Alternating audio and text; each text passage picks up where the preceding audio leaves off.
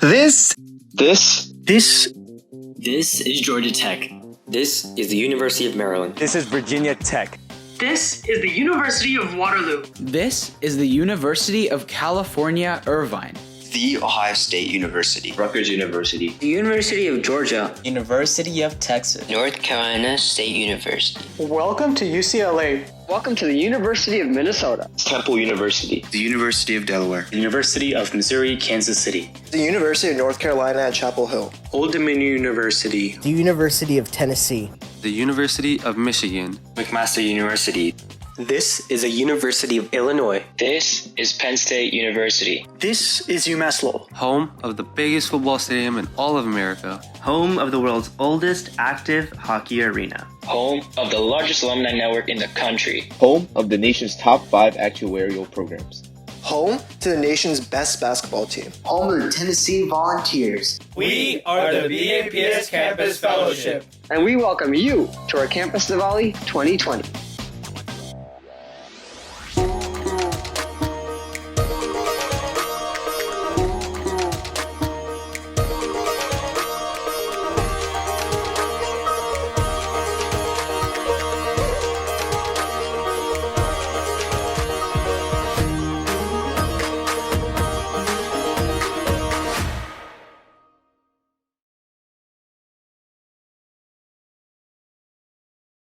Jai Somnaran, and welcome to this Campus Diwali celebration, hosted by the BAPS Campus Fellowship. My name is Jitesh, and I'll be your host for today. BAPS is a socio-spiritual organization that fosters the Hindu ideals of faith, unity, and selfless service.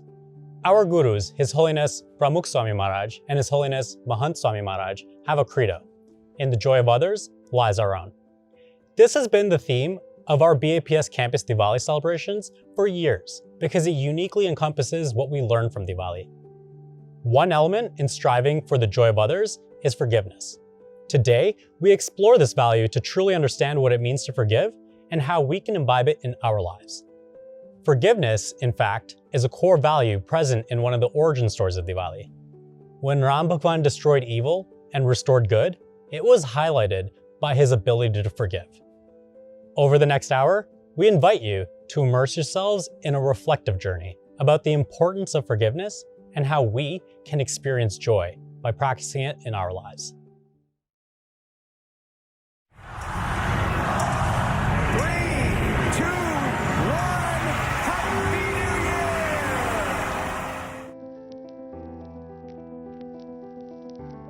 Very rare for a family to be one and done. Christina now has COVID. She is now positive, and it just breaks my heart. It is the one thing I was hoping wouldn't happen, and now it has. A lot of my friends actually don't have jobs at the moment, and I think the job market for us is just going to get so much tougher now. We need relationships to maintain positive psychological health, so we should make time to figure out those, even in the current climate.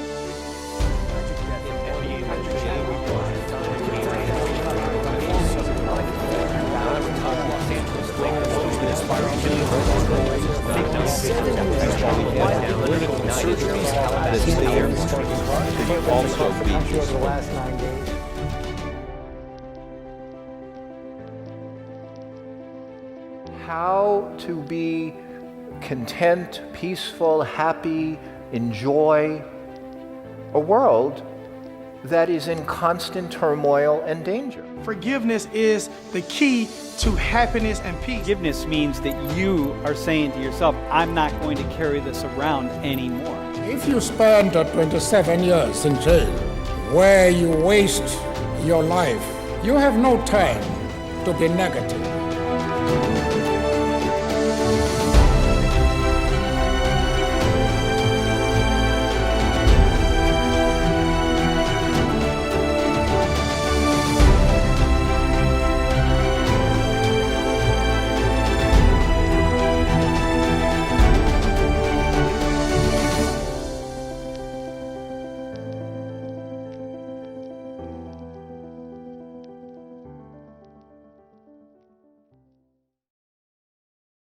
Forgiveness starts with developing empathy for all. I've had a turbulent year, and I can say with some degree of certainty that you've had one too. With the pandemic, economic instability, online schooling, and so much more, these unprecedented times have been experienced by each and every one of us in a different way. And this can affect the way in which we approach forgiveness. Our first step towards developing empathy is by understanding the challenges that we face with forgiveness. Attending college online from home has been quite challenging. But don't get me wrong, there are lots of upsides to it. I get to see my family every single day, I get to eat freshly home-cooked meals every single day, but attending that class via Zoom instead of having that one-on-one interaction is really quite incomparable. Hence, this whole thing is really taking a toll on my overall learning experience and my happiness. So for the last 2 to 3 years, I've been working really hard so that I can land this internship which I thought could lead me to my dream job and help me pay off these student loans. And although landing this internship at Delta Airlines was the best feeling ever, the industry, like many others as you know, has suffered because of the pandemic. And now I don't see a clear pathway to obtaining a job in my field, let alone a job that I could use to help me pay off my student loans. I keep wondering to myself how or to what extent I will have to keep persevering in order to land my dream job and pay off these student loans. I just finished my first year on campus as a college freshman, and I was looking forward to going back in the summer and fall. However, due to COVID and my campus being shut down, I have not been able to go back and work on any of the things I had planned on doing. As a result, I'm likely going to have to take a gap year, which is something that I had not anticipated on doing, and it has made me reevaluate what I can do and cannot do in the next 4 years. And I sometimes wonder why this had to happen in 2020, a defining moment in my life and the life of others. COVID can definitely impact relationships with family and friends. With social distancing, quarantining, and all these other guidelines, it's like you're seeing the same people all the time. Or you just don't see people at all. And that can be quite frustrating, and it can lead to missed expectations, and that in turn just causes confusion and arguments and little petty fights. And with everything being virtual, it can be difficult to reconcile those differences, smooth things over, and just talk things through. That's why it's so much harder now to be forgiving, and it's easy to let anger and irritability get the best of you.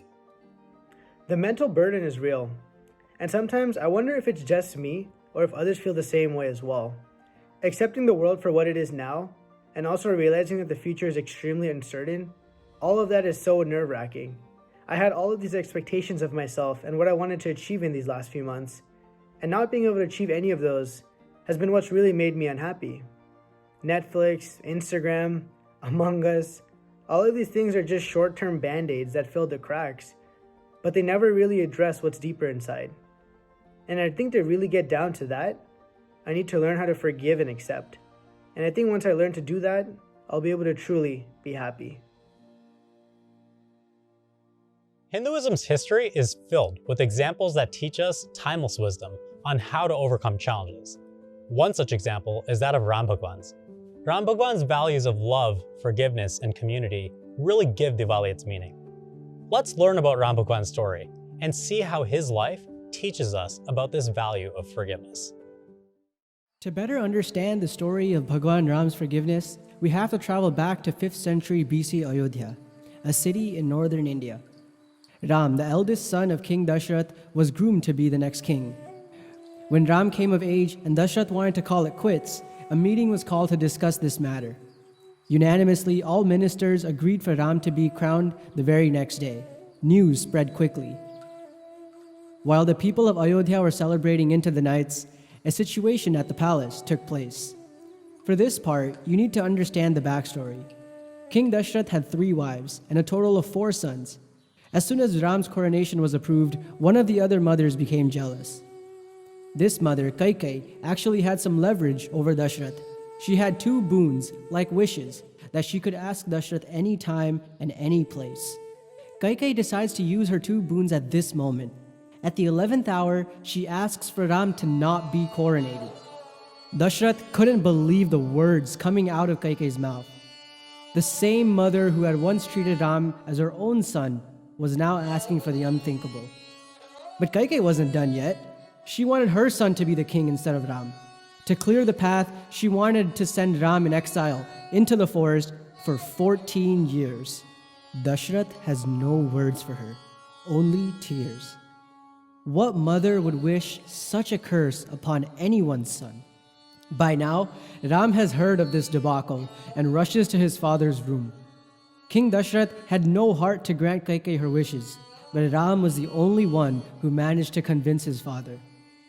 Ram, the same person who has to live in the woods for the next 14 years, is asking for his father to send him away. Why? Because he didn't want his father's promised wishes to Kaikeyi to go unanswered. The next morning, the people of Ayodhya wake up expecting a celebration. But little did they know, Ram had already left. What must have Ram been thinking? To give up the luxuries of the palace and to live a bare life in the jungle.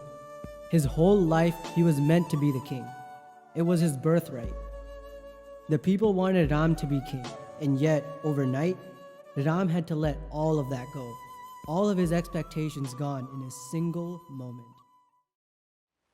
Take a second with me and think back to a time in your life when someone treated you poorly, or said something unkind to you, or took something that was yours, or was unfair to you, or in some other way wronged you.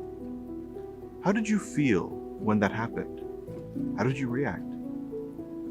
When we are wronged, it is human nature to feel hurt and to seek revenge. But is that the right response to being wronged? The answer depends on what we want. Do we want justice? Or do we want inner peace and happiness? Instinctively, we may say, of course I want justice. If someone has made me suffer, I want him to suffer tenfold. But will wanting to make another person suffer stop our own suffering? Typically, the actual event that caused our hurt is quickly over. But if we seek revenge, that is, if we hold a grudge and become bitter, then rather than ending our suffering, we are keeping our own suffering alive. So why wish suffering upon another if this attitude is going to cause us to suffer? Wouldn't it be wiser to choose an attitude that, instead of pain, gives us peace when we are wronged? This attitude, or choice, not to seek revenge upon being wronged, is called forgiveness. And Ram Bhagwan demonstrated this attitude of forgiveness in the story we just heard. But the acceptance and peace he experienced demonstrated that he had forgiven Kaikeyi in his heart. So true forgiveness happens inside. It is an attitude, a choice we make to not allow someone else's actions to cause us to suffer. Like Ram Bhagwan, we should strive to forgive others instantly, in our hearts, the second we feel we have been wronged. The longer we harbor a grudge and nurse our bitterness, the harder it is to forgive. But if we forgive instantly, we will experience instant peace. While this concept is beautiful in theory, how can we adopt this attitude of forgiveness in practice, especially when we are feeling overwhelmed by hurt and feelings of revenge after we have been wronged? Well, if we realize that everything happens due to God's will, and whatever God wills is for our ultimate benefit, then how is it possible for anyone to wrong us? And upon whom should we seek revenge? So the next time you feel wronged and feel the urge for retaliation, ask yourself, wouldn't I be so much better off, so much happier inside in my relationships with others and in all aspects of my life if, instead of the path of retribution and pain, I choose the path of forgiveness and peace? It's commendable. Ram, together with his wife Sita and younger brother Lakshman, left Ayodhya, wearing only clothes made from tree bark and sacrificing their luxurious palace life for a simple life in the forests. They traveled endlessly for miles from place to place. Meanwhile, back in Ayodhya, King Dashrath, unable to bear the grief of separation from his beloved Ram, passed away. Kaikeyi, who was beaming with joy and satisfaction, explained to Bharat how she had secured King Dashrath's promise to banish Ram and crown him as the king. Bharat listened, shocked and speechless. Angered by the actions of his mother, he told her that her wicked behavior was inappropriate. At one point, Bharat, who was placed as king in lieu of Ram, came to convince Ram himself to come back. Respecting Kaikeyi's wishes, he did not accept Bharat's request of going back as king. Such an event can only happen when a person has forgiven the situation and moved on. Through Ram Bhagwan's life, as we've just seen, I'm reminded how this value of forgiveness in being able to foster peace and unity is relevant throughout time.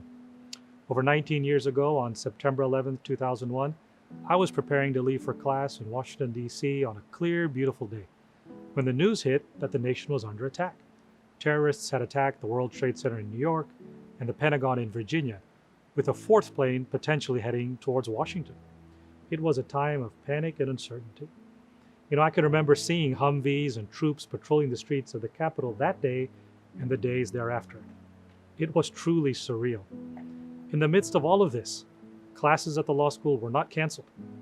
Rather, students gathered for class-based discussions on the traumatic and tragic events of the day. I can vividly remember those discussions, with students talking about the incredible devastation, the loss of life, and really trying to understand why this happened and to determine who was to blame. Some blamed the terrorists, some blamed foreign governments, some blamed the United States. Through our efforts to process, we were all looking backward. None of us were looking forward. Even in the months and years after that tragic day, our country continues to struggle with overcoming the trauma suffered nearly 20 years ago. 1 year later, on September 24th, 2002, after graduating from law school, I was in Saranpur, Gujarat, a far, far cry from New York City, with His Holiness Pramukh Swami Maharaj. It was another beautiful, clear day when the news started to come in that Akshardham, a landmark BAPS temple in India, was under terrorist attack. As the haze of those initial hours began to fade, the facts became clear. 30 people were killed. 2 terrorists were killed by special forces and many, many more were injured. Pramukh Swami's first reaction upon hearing this news, though, was simple yet profound. He immediately offered prayers for the victims and prayed for those perpetrating the attacks to realize the error in their ways. And when Pramukh Swami traveled to Akshardham after the attack, we witnessed the pinnacle of his response to this tragedy. A response that stands in stark contrast to my own experience then, a little over 1 year ago. As Pramukh Swami toured the complex and was briefed on everything that happened during the attack, there wasn't any discussion as to who was to blame or what caused these attacks. Pramukh Swami's focus was on the victims and offering prayers for them, and, incredibly, for the terrorists that caused so much destruction. Indeed, when Pramukh Swami was shown the place where the terrorists were cornered and later killed by Indian Special Forces, Swami Shri stepped forward, placed flowers at the spot, and offered prayers for the 2 that perpetrated the attack. Pramukh Swami not only forgave, but he prayed that such evil never enters the mind of another human being. In the days that followed, Pramukh Swami held a multi-faith prayer ceremony that brought society together in healing and forgiveness. That was the path forward that brought peace.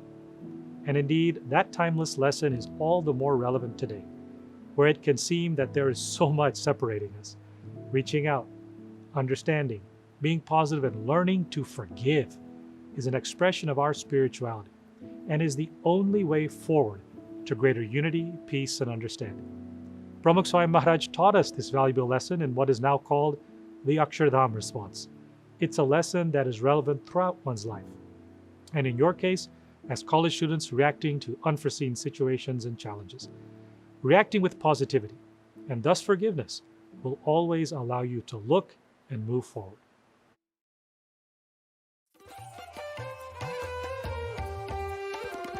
The 14 years are over.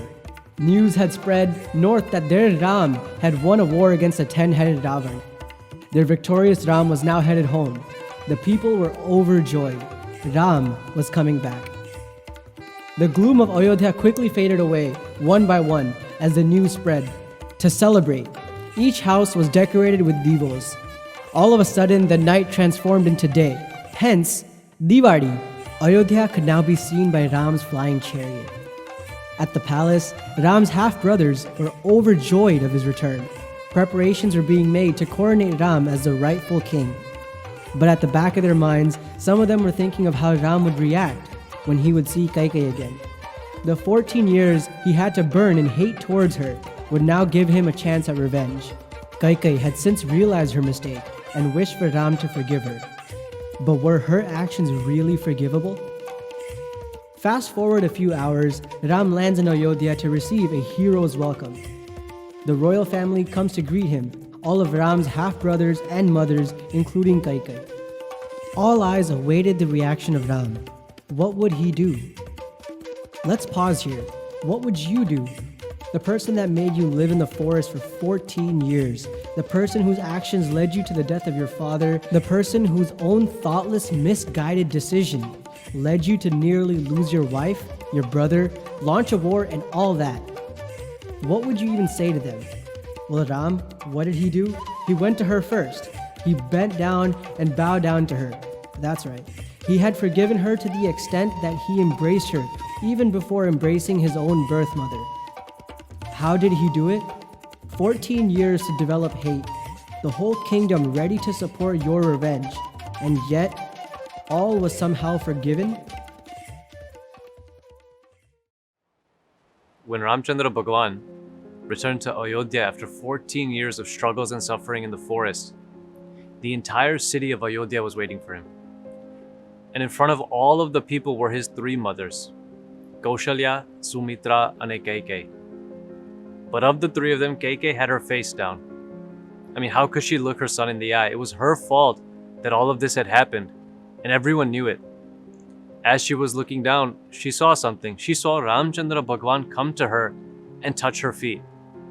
When she looked up, Ram Bhagwan had his hands folded, and he said to her, "Mom, thank you." He was grateful to her because he learned so much from the experience. He wasn't just forgiving her or forgetting about the mistake, he was actually thanking her. From this story, we want to learn how to forgive, how to forget, and how to move on. Remember that even a little bit of hate over time has a terrible effect on us. When I was studying in school, in college, I had a class on medical ethics. And to teach medical students the importance of unity, not competing with each other, and not trying to get revenge against a doctor or a patient who may have falsely accused you of something, one teacher did a demonstration. The professor had a student hold a pebble in his hand. He held it with his arm out. And then the professor continued his lecture. After some time, the student, he couldn't hold the pebble anymore. That little weight started to feel heavier and heavier and heavier. The professor explained then that the same goes for hate. Even a little bit over time starts to feel heavier and heavier until our soul crushes under the weight. Now, how can we work happily or effectively in any field if our mind and soul have been crushed? So the question we have is, how can we do it?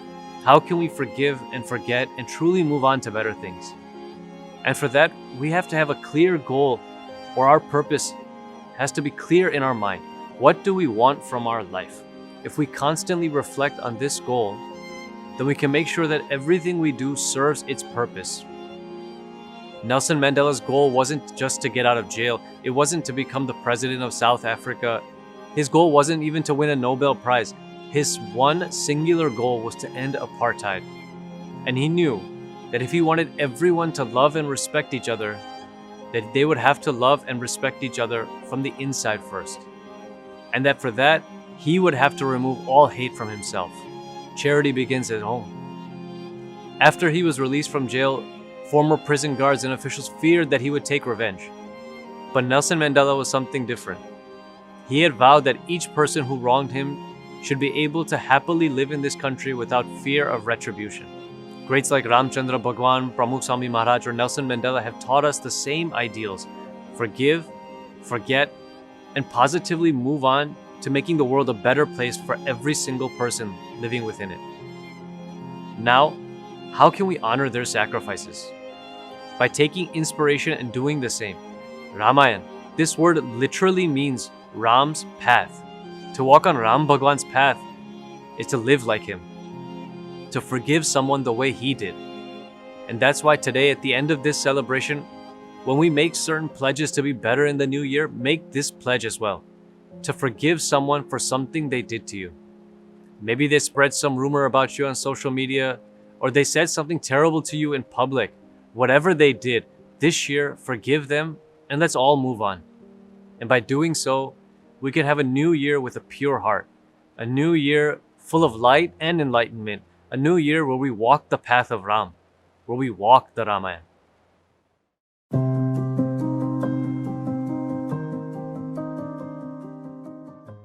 Forgiveness to me is learning from my failures. Do the best, leave the rest. To see only the good in others and instead focus on how I can better myself. If someone speaks sarcastically, tolerate. The fruits of being patient and not retaliating are limitless. Reminds me of an Indian poet who wrote, "There is no sword like forgiveness. It is our best weapon against negativity."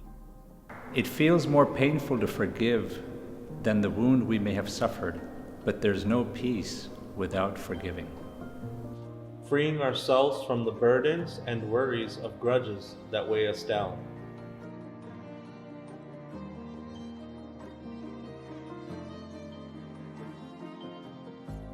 Make this Diwali special by sharing lighter moments, laughter, and appreciating our family and friends around us. Let us make a resolve to better the world by bettering ourselves first. Reach out to a family member or friend who we may have had an argument with and reconnect. Make time every day to pray for others' progress and for the betterment of our communities. Spend a few minutes every day to ask Bhagwan to see the positive in others and make the most of every moment in our life.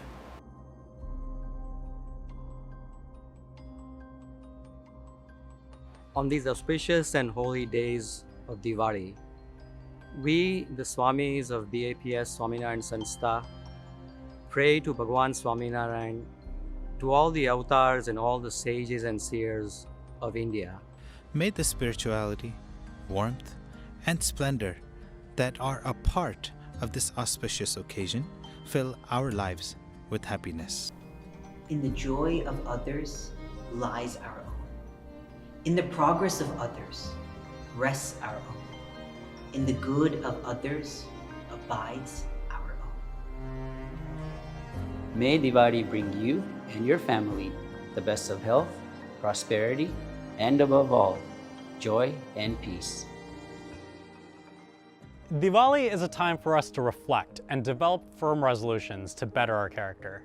Based on the inspiration from the experiences you've just heard, let's spend a few moments to reflect and learn about ourselves.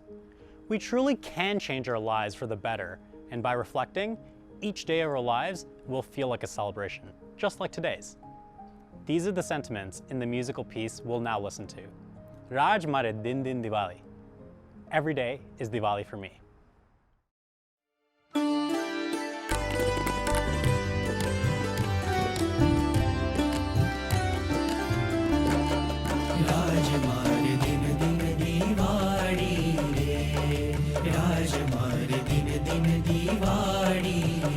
वाला मड़ता तमने one माड़ी रे वाला मड़ता तमने one माड़ी रे जी हो गिरधारी राज मारे दिन दिन दीवाड़ी रे राज मारे दिन दिन दीवाड़ी रे मोहन आव्या तमे मंदिरे मोरे मंदिर आज बधाई गावो मंगल माई रे बाजी बाजा बहुत भात की बाजी बाजा बहुत भात की ढोल नौबत शरणाही रे मोरे मंदिर आज बधाई गावो मंगल माई रे मोहन आव्या तमे मंदिरे काजु दीप तड़ा उत्सव करिए काजु दीप तड़ा उत्सव करिए जी हो गिरधारी राजमार्ग दिन दिन दीवारी रे राजमार्ग दिन दिन दीवारी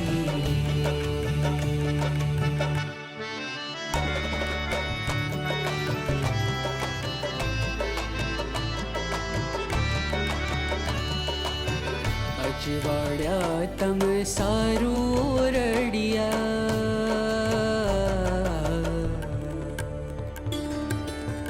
नौतम आज दिवारी आई नौतम आज दिवारी घर घर ध्वजा पताका तोरण घर घर ध्वजा पताका तोरण दीपमाल छवि कहीं न जाए दीपमाल छवि कहीं न जाए आज दिवारी आई नौतम आज दिवारी अजवाड्या तम सारू रडिया मैं तो जाडी रे नंग जडिया रे मैं तो जाडी रे नंग जडिया रे जीवो गिरधारी राजमार्ग दिन दिन दीवारी रे राजमार्ग दिन दिन दीवारी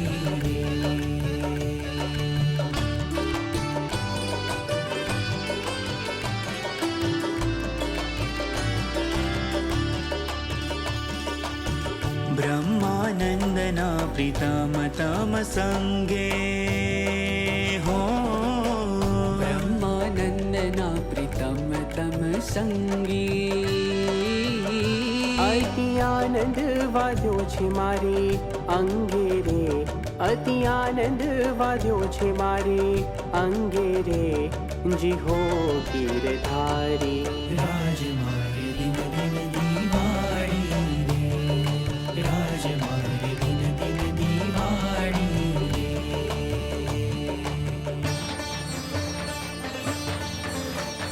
दिन दिन दीवारी रे दिन दिन दीवारी रे दिन दिन दीवारी रे राजमार्ग दिन दिन दीवारी रे राजमार्ग दिन दिन दीवारी रे दिन दिन दीवारी रे दिन दिन दीवारी रे दिन दिन दीवारी रे राजमार्ग दिन दिन दीवारी रे राजमार्ग दिन दिन दीवारी मारे दिन दिन दीवारी मारे दिन दिन दीवारी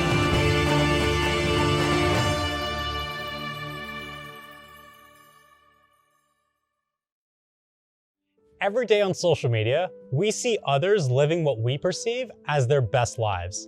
Meanwhile, we seem to be in a constant struggle with school and our other responsibilities. We're learning about how tough the world really is. So, where does forgiveness fit in between all of that? Can it truly make everyday Diwali for me?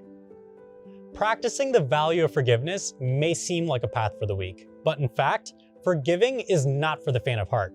It requires an intense amount of love, tolerance, and strength, which does not go unappreciated, as we'll soon see. Let's meet some individuals who can offer their insights on this topic and explain why it truly is worth forgiving.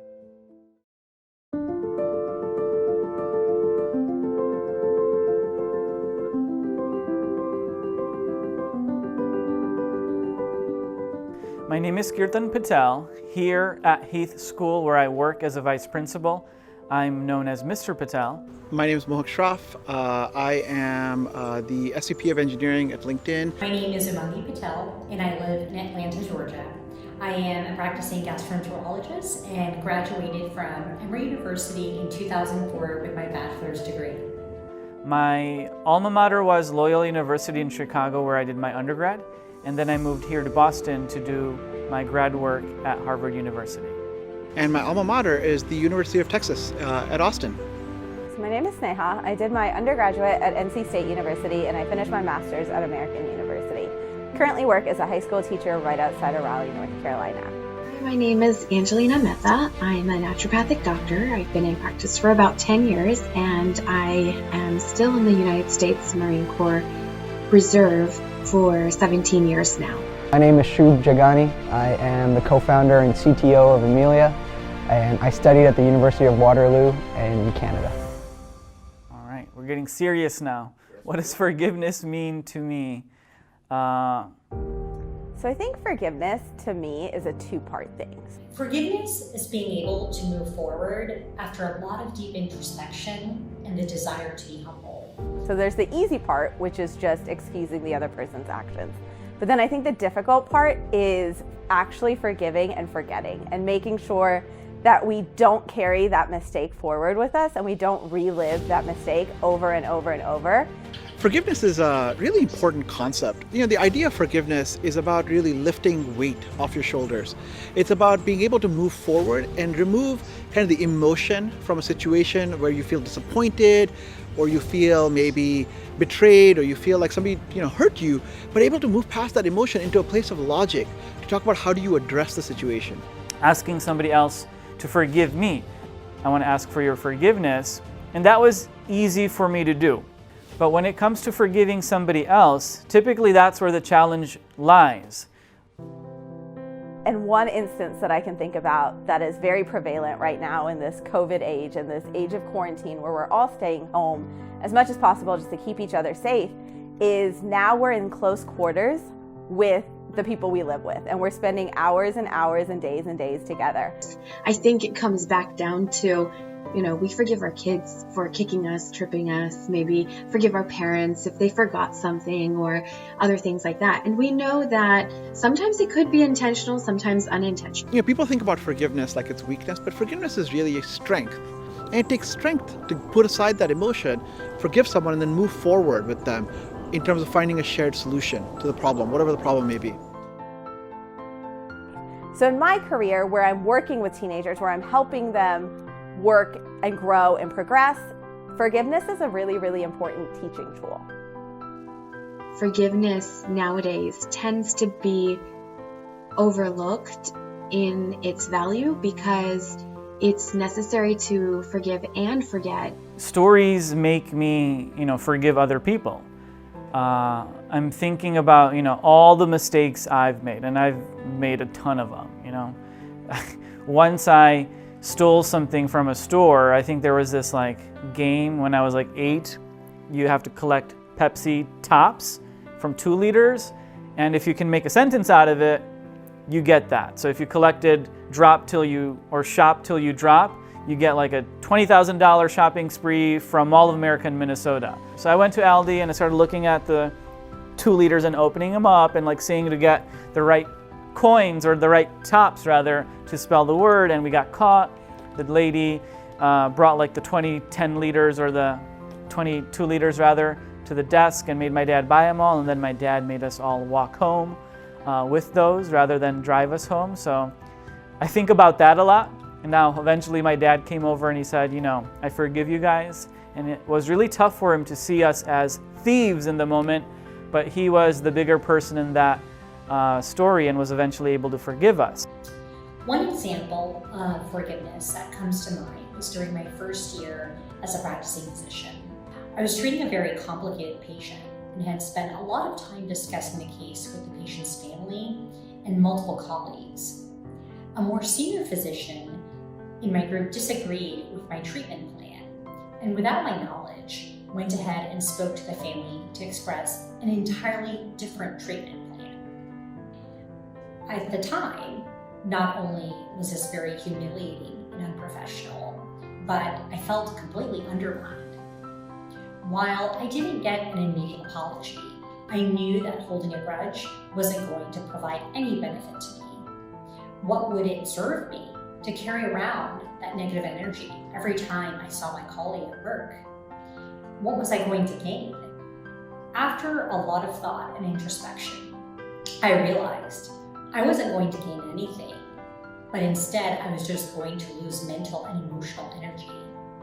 So I redirected and refocused my energy and attitude on providing the best care to the patient and found peace in that process instead. In the Marine Corps, it is just part of our requirement to have teamwork. That's first and foremost, that's in the front of everything else.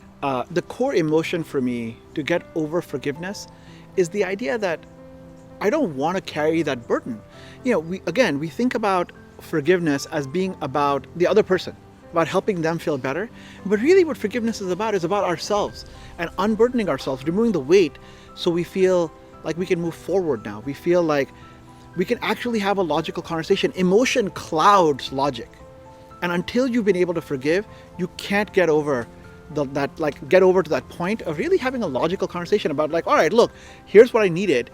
This didn't happen. Let's talk about it. So what motivates me to forgive is that idea of moving forward and understanding that look, let's solve the problem together. This is us versus the problem, not us versus each other. I am a big to-do list person. I love checklists. And I equate that list sometimes with productivity. If I can be this productive, then today was a worthwhile day, right? And that's the thought process that kind of goes through my head. But then more often than not, what ends up happening is there's more items on the to-do list than there are hours in a day. And so some of those things get bumped into tomorrow's to-do list or next week or next month, right? And we keep pushing them off. And then there's a sense of guilt that comes with that because you've let people down. And so in order to progress, in order to be productive and kind of reset, I have to be able to forgive myself. Every morning, a part of my puja is when I'm doing danvats in front of the murtis of Bhagwan and my guru. And that's when I'm also thinking about the previous day and what mistakes I may have made and asking for forgiveness there, and also forgiving myself and learning from that to not repeat the same mistake. In the corporate world, the idea of forgiveness as a weakness is it's almost like a meme. People are like, oh, you don't forgive? When somebody does something wrong, you got to fire them. But it's such a ridiculous concept because again, the core of how we learn and grow is by making mistakes. And if we hold people accountable to every mistake, where we basically say that here's the mistake, you did this, it's over, I refuse to forgive you, nobody will ever grow. None of us can accomplish anything if we don't have the opportunity to trip up, fall, learn from that fall, learn from that mistake, get back up and thrive. We forgive people every single day without realizing it. Many times when I take my socks off, they're all rolled up after the gym or after a day of work, and I put them in the laundry basket. And my wife, and back when I was small, my mom, they would both take the time to unroll it and put it back in the washer. Now I do that myself as well, so that I don't need to give my job to somebody else, because it shouldn't be their job to do that. Anytime somebody tolerates something, it is an underrated act of forgiveness, because not only are they moving past the hurt or the emotion or whatever they're experiencing right away, but they're also instantly choosing to move forward and just ignore the fact that something had happened. And so to me, when somebody tolerates, it's a huge sign of trust between me and that person. And it's important to notice those, because if we practice those small acts, then that can lead us to become better at forgiving, especially when larger mistakes or larger things occur. I feel like forgiveness is a constant journey where there's this idea of compassionate leadership and empathetic leadership. And the core concept of empathetic leadership is you understand the position that the other person is coming from. And in today's world, it's actually sort of a really important concept. When you think about having diversity thrive within the corporate context, that diversity thrives when you're able to really relate, to empathize with the perspective of every person at the sort of virtual logical table. To become a good person, a good Samaritan, and to become someone who is trustworthy, to progress and to be successful in life. Some of these virtues that we hear about are basic building blocks to building that future, building the progress, and building our own success. Clarity. Forgiveness provides me a lot of clarity of purpose. I think it's worth forgiving for two reasons. One, because it helps the other person grow, and second, because it's really important for our own inner peace. When you work together with people, without forgiveness, you are guaranteed to fail. Because people will make mistakes. And when they make those mistakes, you've got to be able to move past the emotional baggage of it to say, well, how do we grow together? How do we fix this together? Why is it worth forgiving? So you can feel fountains of inner joy and peace.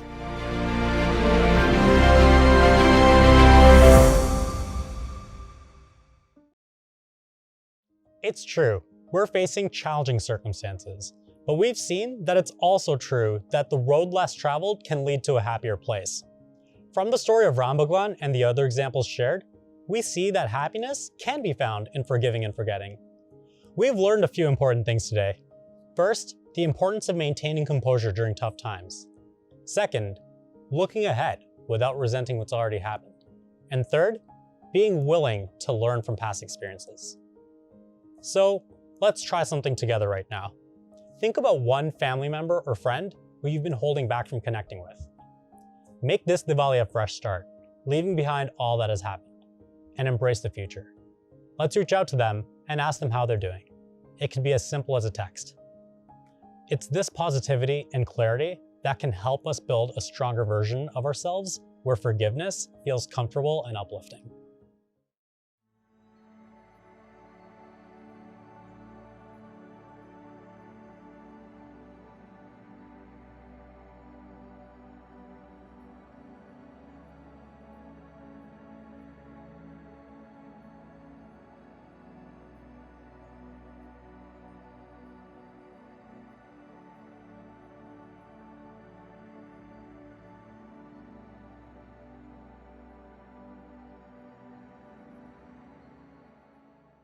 If you've joined us in our previous programs or events, you know that we've been lucky to have leaders of our educational institutions join us in our celebrations.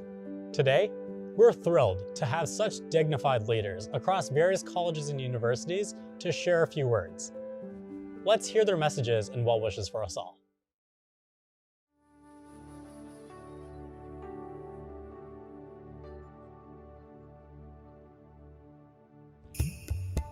Hello, I'm Dr. Freeman Rabowski, President of UMBC, and I'm delighted to be making this statement at the invitation of our wonderful BAPS Campus Fellowship that does so much on our campus. Let me begin by saying Happy Diwali and Happy New Year. Let us think about the theme of forgiving during turbulent times. What a powerful message for all of us. This is a time, I know, for prayer, for reflection, for contemplation, and for giving. Thank you. I am Laura Lackey, and I've been asked to talk briefly about what forgiveness means to me.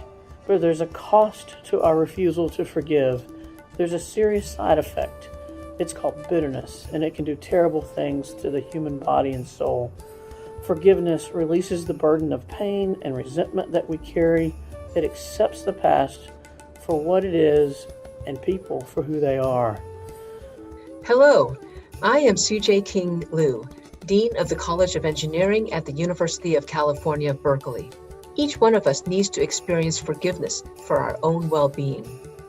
The habit of forgiving others is also important for well-being because negative feelings of anger, resentment, or ill will towards others causes stress.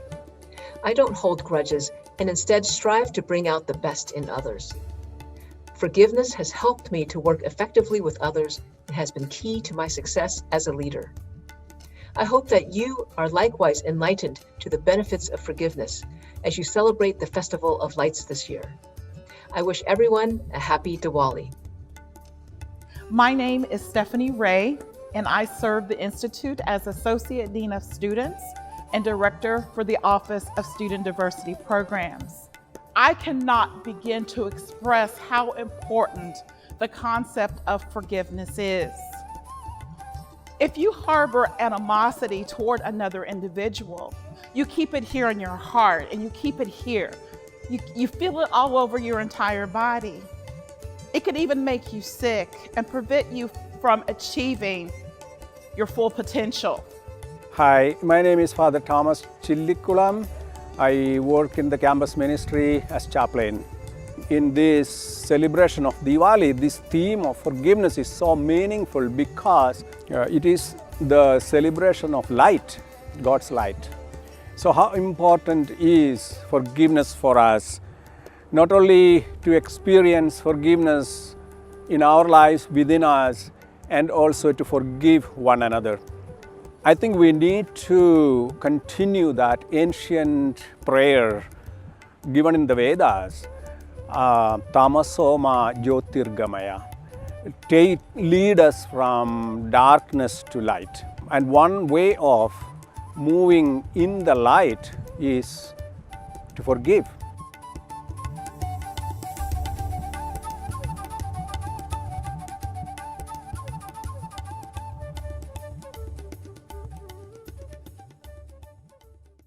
As once said by Dr. Abdul J. Kalam, a former president of India, in his book Transcendence, the most powerful force on this planet is human cooperation.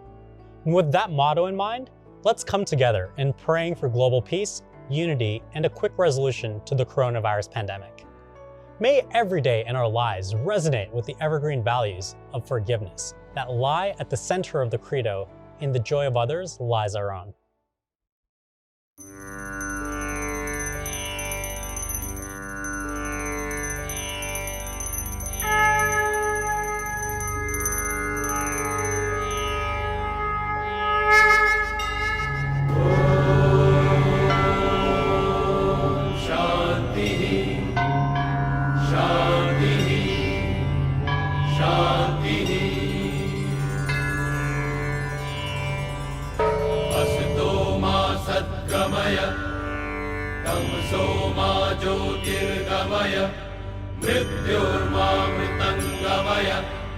सर्वेत्र सुखिनः सन्तु सर्वे सन्तु निरामयाः सर्वे भद्राणि पश्यन्तु मा कश्चित् दुःखमाप्नुयात्।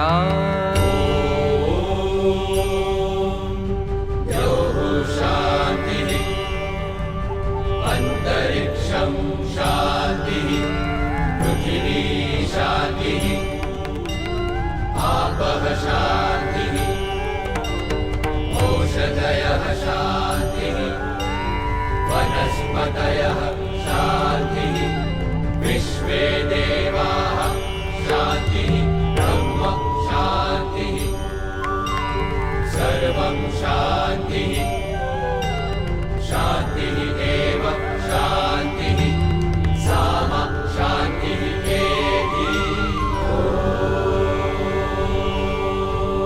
शान्तिः शान्तिः शान्तिः। Over the last hour, we've been inspired to take the next step in imbibing forgiveness in our lives so that we can experience the joy of Diwali. Let's resolve to make this Diwali a special one, not just for today, not just for next week, but for each day in our lives. Even though we weren't able to celebrate with you in person as we normally do, we're very fortunate to have had this virtual opportunity to celebrate Diwali together on campuses throughout North America. Thank you again for spending your time with us, and we wish you and your family the happiest Diwali. Jai Swaminarayan.